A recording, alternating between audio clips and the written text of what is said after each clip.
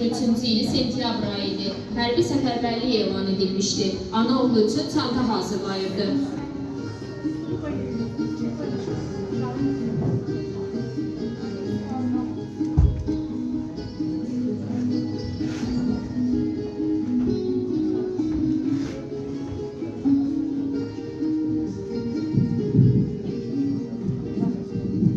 Oğul, torpaq danışmaz, amma hiss edər.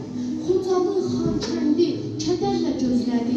Ta ki o günə qədər ki, ordumuz onları azad etdilər. Ana, vətən torpağımız biz səsləyir. Bizə deyir ki, gəl yaralarını sarıyaq.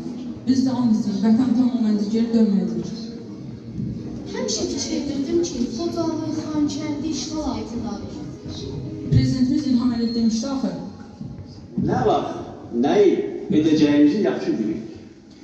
Ona görə bugün də bizim uğurlu əməliyyatımız artıq böyük nəticələri gətirib çıxardı.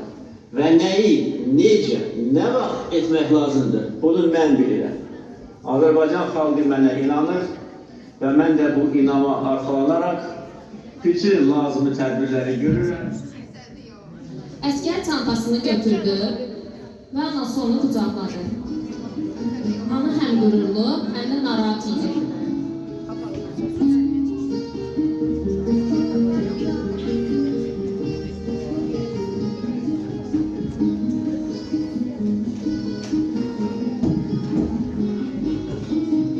Əskərlər sığınacaqda uzaqdan atəş səsləri eşidilirdi. Komandir əmr verir.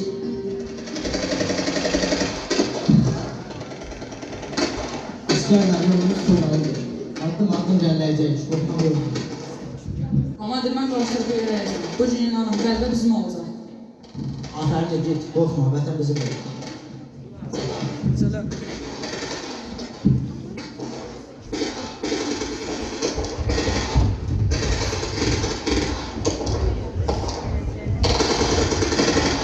Atəş səsləri eşidildi, əskər ağır yaralandı.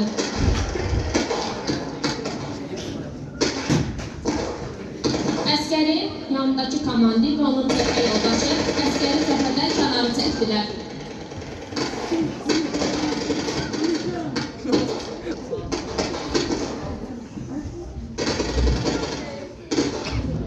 Qardaş, narahat olma, yaxşı olacaqsan.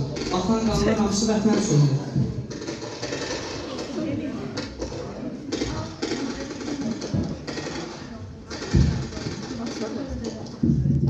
Qorxma, yaxşı olacaqsan. Narahat olacaq bir şey yoxdur.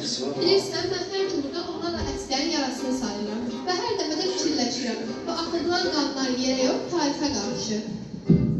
Hər şey vətən üçündür.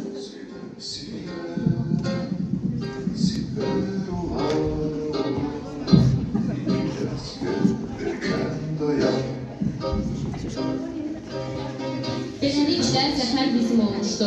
Xocalı, Xankəndi, Xocavənd işğaldan azad edilmişdi. Ana isə evdə idi. Bu sevincli xəbəri çoxdan eşitmişdi. İndi isə oğlunu gözləyirdi. Qapı döyüldü.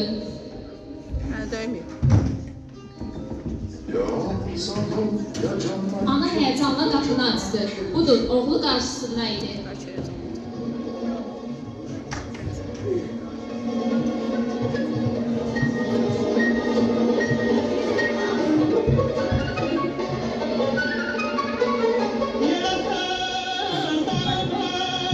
Müsmədin olsun, vətən bizimdir.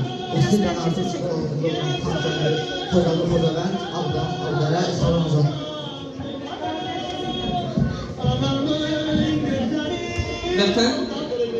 Vətən indi danışır. O deyir, mən azadam. Mən artıq bu gün rahat ölə bilərəm. Xocalı, Xankəndi azaddır. Şəhidlərin ruhu rahatdır.